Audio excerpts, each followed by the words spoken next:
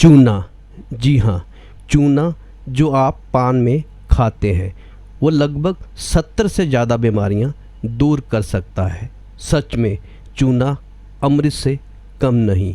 जी हाँ, ये वही चूना है जो लोग पान में खाते हैं और आपको 5 रुपये में इतना चूना मिल जाएगा पान के दुकान पर जो कम से कम 1 महीने तक आपका चल सकता है। 50 की उम्र के बाद कैल्शियम की दवा शरीर में जल्दी नहीं घुलती जितनी जल्दी चूना घुलता है और तुरंत पच जाता है। आइए मैं आपको बताता हूँ कि एक गेहूँ जितना चूने का एक टुकड़ा पानी में सुबह सुबह घोलकर पीने से इतना लाभ होता है कि आपकी तमाम बीमारियां दूर हो सकती हैं और कौन कौन सी बीमारियां इससे हम दूर कर सकते हैं और उन सभी बीमारियों से हम निजात पा सकते हैं।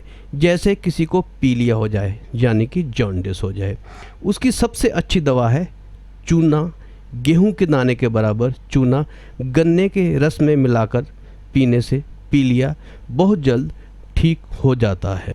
यही ही नहीं, चूना नपुंसकता की सबसे अच्छी दवा है। अगर किसी के शुक्राणु नहीं बनता तो उसको गन्ने के रस में चूना मिलाकर पिलाया जाए तो साल 1.5 साल में भरपूर शुक्राणु बनने लगेंगे। और जिन माताओं के शरीर में अंडे नहीं बनते उनकी बहुत अच्छी दवा है यही चूना। विद्यार्थियों के लिए भी चूना बहुत ही फ़ायदेमंद है। एक तो ये हाइट यानी कि आपकी लंबाई बहुत जल्दी से बढ़ाता है। दूसरा, गेहूं के दाने के बराबर चूना रोज़ दही में मिलाकर खाना चाहिए। दही नहीं तो दाल में खाओ, दाल नहीं तो पानी में ही मिलाकर पीजिए। इससे लंबाई बढ़ने के साथ साथ स्मरण शक्ति भी बहुत अच्छी हो जाती है। जिन बच्चों की बुद्धि कम काम करती है, बुद्धि से कम है, दिमाग देर से काम करता है, देर पे सोचते हैं, हर चीज़ उनकी स्लो है, उन सभी बच्चों को चूना खिलाने से वो बिल्कुल ठीक हो जाते हैं और बड़ी अच्छी बुद्धि का विकास हो जाता है। बहनों को अपने मासिक धर्म के समय अगर कुछ भी तकलीफ़ होती है तो उसकी सबसे अच्छी दवा है यही चूना। चूना हमारे घर में जो माताएं हैं जिनकी उम्र 50 वर्ष से अधिक हो गई है और उनका मासिक धर्म बंद हो चुका है, उनके लिए भी सबसे अच्छी दवा है चूना। क्योंकि इस उम्र में जब मासिक धर्म बंद होता है तो हार्मोन्स में कई तरह का बदलाव आता है जिनको नियंत्रित रख सकता है ये एक गेहूं के दाने के बराबर चूना। जी हाँ, गेहूं के दाने के बराबर चूना हर दिन खाना दाल में, लस्सी में, नहीं तो पानी में घोल कर ही पी लेना चाहिए। जब कोई माँ गर्भावस्था में है तो चूना रोज़ खाना चाहिए क्योंकि गर्भवती माँ को सबसे ज़्यादा कैल्शियम की आवश्यकता होती है और चूना कैल्शियम का सबसे बड़ा स्रोत है और एक नेचुरल स्रोत है ये चूना। गर्भवती माँ को चूना खिलाने चाहिए अनार के रस में मिलाकर।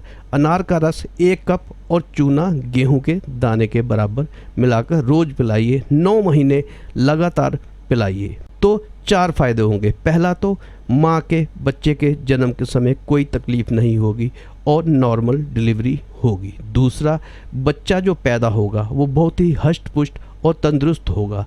तीसरा, बच्चा ज़िंदगी में जल्दी बीमार नहीं पड़ेगा जिसकी माँ ने चूना खाया है। चौथा सबसे बड़ा फ़ायदा है बच्चा बहुत होशियार होगा और बहुत ही इंटेलिजेंट, ब्रिलियंट और उसका IQ बहुत ही अच्छा होगा। चूना घुटने का दर्द ठीक करता है तथा कमर दर्द को भी ठीक करता है। इतना ही नहीं, कंधे के दर्द में भी राहत पहुंचाता है ये चूना। एक खतरनाक बीमारी होती है स्पॉन्डिलाइटिस, वो चूने से ही ठीक हो जाती है। कई बार हमारी रीढ़ की हड्डी में जो मनके होते हैं उनकी दूरी बढ़ जाती है यानी कि गैप आ जाता है, ये चूना ही ठीक करता है उसको। रीढ़ की हड्डी की सब बीमारियां चूने से ठीक हो जाती हैं। अगर आपकी हड्डी टूट जाए तो टूटी हुई हड्डी को भी जल्दी जोड़ने का काम करता है ये चूना। तो चूना ज़रूर खाइए सुबह खाली पेट।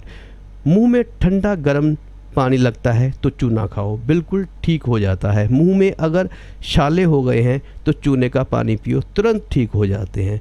शरीर में जब खून कम हो जाए तो चूना ज़रूर लेना चाहिए यानी कि अनीमिया की सबसे अच्छी दवा है चूना। चूना पीते रहो गन्ने के रस में, जहाँ संतरे के रस में, नहीं तो सबसे अच्छा है अनार के रस में। अनार के रस में चूना पिएं तो खून की कमी बिल्कुल दूर हो जाती है।